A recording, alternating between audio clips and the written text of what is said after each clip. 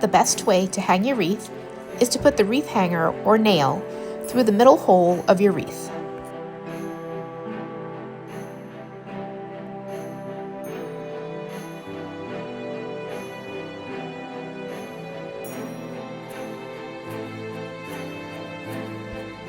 Give your wreath a quarter turn every week or so to help it keep its round shape. If you need to hang your wreath a little higher up on your door, use this technique only for wreaths that have frames on the back.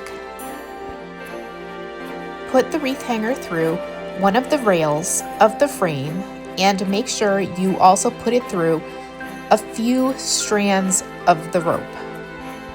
This will ensure that the wreath stays on the frame and doesn't become misshapen.